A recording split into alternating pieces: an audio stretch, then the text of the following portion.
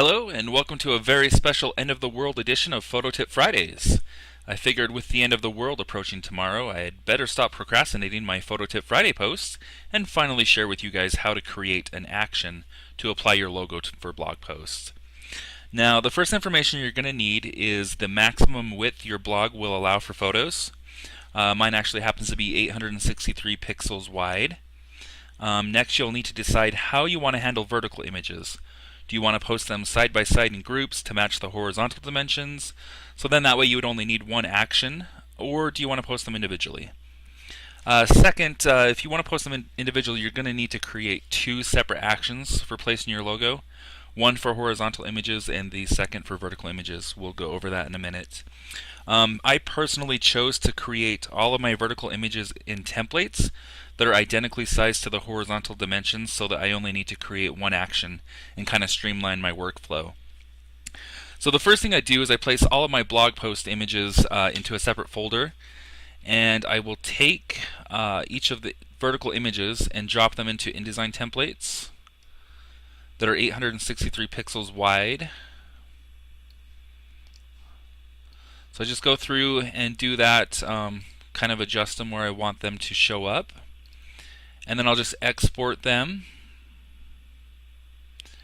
and go through that whole process, and it will save them here in a separate folder. So then I've got my side-by-side images with my horizontals. So the first thing you're going to want to do is go ahead and open up one of your horizontal images. We're going to go over here to create a new action. Go ahead and name that whatever you want. For this one, we'll just hit blog horizontal logo.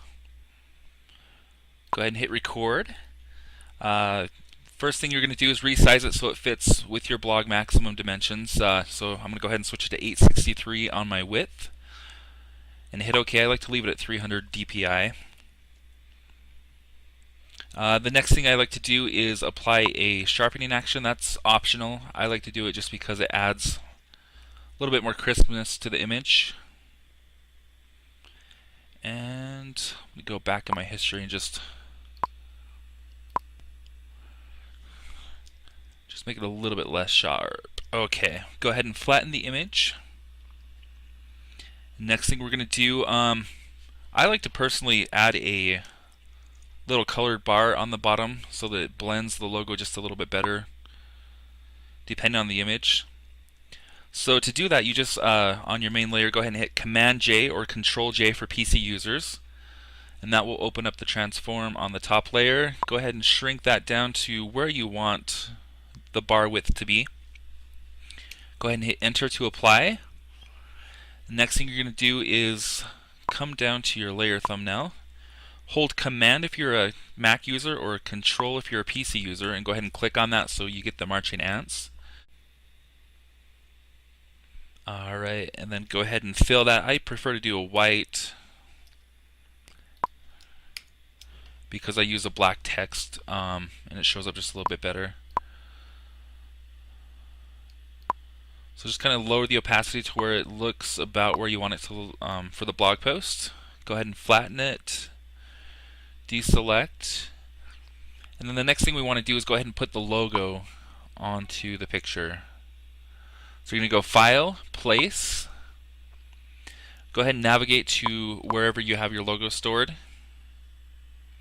And I use a PNG file with a transparent background, so it just goes on perfectly there.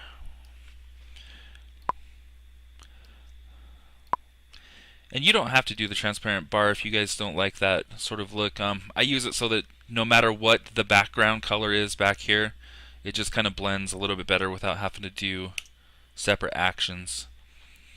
So after you get it placed where you are going to have it for your blog posts, go ahead and hit Enter. And just remember, wherever you place that logo, it's going to be there every time you run that action in that exact same spot. So if you wanted to create two separate actions, one for a right side placement, one for a left side placement, you could go ahead and set that up. I just place everything on the right side to eliminate a few steps. Go ahead and flatten that, and when you're done, you're going to go back to your action and hit Stop.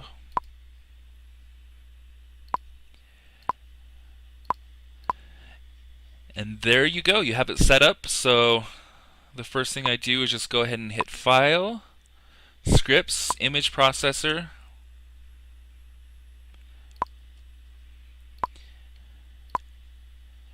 And I go ahead and pick where my blog images are.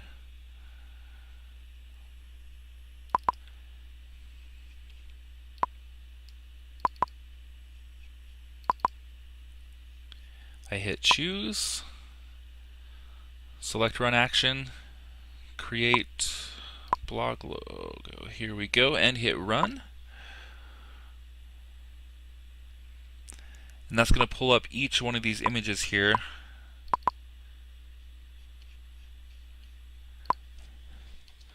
And place the logo on it. Save it. So there you have it. Feel free to post a comment if you guys have any other questions. Thanks so much for watching.